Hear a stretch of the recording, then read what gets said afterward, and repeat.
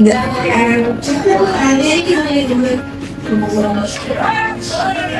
Kalian pernah ngerasain hal yang sama kayak aku gak sih? Kayak kita itu di zaman sekarang, kita hidup yang serba cepat. Kayak kita selalu menggunakan AI, algoritma, maupun kripto. Nah, kayak semua itu terasa sangat cepat dan seperti lari maraton pada umumnya. Tapi di sisi lain kita punya sistem kehidupan, kita punya agama yang jadi pedoman hidup. Cuma terkadang otak kita aja yang digembak sendiri.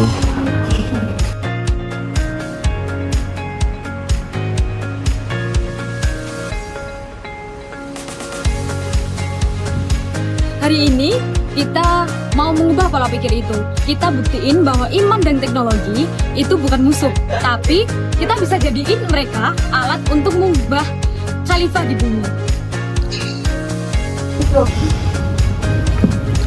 Banyak yang ngira kalau tech revolution itu murni warisan dari barat.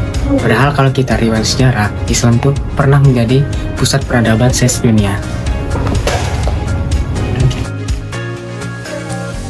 Sadar gak sih, algoritma yang bikin YouTube atau TikTok kalian jalan itu akar namanya dari Al-Khwarizmi, seorang cendekiawan muslim, terus ilmu optik yang jadi dasar kamera smartphone kalian. Itu pondasinya diletakkan sama Ibnu Al-Haytham.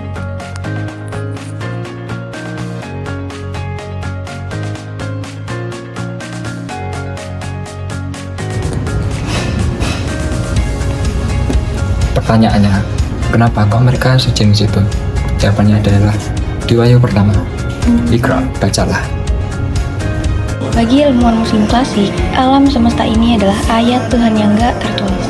Meneliti bintang, ngitung rumus, ini semua bukan sekedar sains empiris, tapi ini semua adalah cara mereka sujud dan kagum sama Sang Pencipta. Oke, sejarah emang keren. Tapi tantangan kita sekarang udah bukan itu lagi. Teknologi udah liar banget. Kita bisa bikin AI makin canggih. Tapi di sisi lain, AI juga bisa dipakai buat nipu orang. Sosmed makin rame, tapi cyberbullying juga makin brutal. Balik lagi, teknologi emang keren. Tapi kalau dipakai sembarangan, efeknya bisa bahaya banget. Di titik inilah Islam masuk sebagai kompas etika kita yang biasa disebut maqasid syariah. Nafs, hibzul aql, hibzul bi'ah. Islam ngajarin, sehebat apapun inovasinya, dia harus lulus uji. Apakah teknologi ini menjaga nyawa manusia? Apakah dia merawat akal dan martabat? Kita nggak bikin aplikasi biar sekedar viral, tapi kita bikin inovasi yang bermanfaat. Sains tanpa hati nurani itu bencana dan iman adalah penjaganya. Lalu, bagaimana dengan identitas kita? Apakah memakai hijab atau menjaga batasan-batasan dalam Islam dapat membuat kita susah survive di era industri modern ini? Faktanya, industri global sekarang gak peduli sama apa yang kalian pakai. Tapi, value apa yang kalian bawa? Sifat sidik, jujur, dan amanah yang bisa dipercaya. Itu adalah soft skill paling mahal yang dicari di perusahaan IT dunia. Apalagi bagi perempuan. Dari zaman Fatimah Al-Fihri, orang pertama kali yang mendirikan universitas, dari zaman dahulu hingga zaman sekarang, manusia muslim, apalagi perempuan, itu selalu diberikan ruang untuk selalu bertumbuh dalam bidang sains dan teknologi.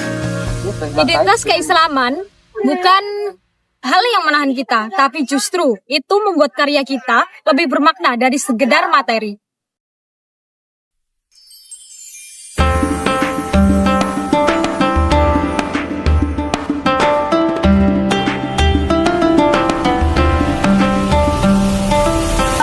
Masa depan ini perlu solusi. Dan kita punya blueprintnya, sains di tangan kanan dan iman di tangan kiri. Jangan cuma jadi pengguna yang mengikuti arus. Jadilah inovator yang membawa cahaya Tuhan ke dalam setiap barisan kata yang kalian tulis.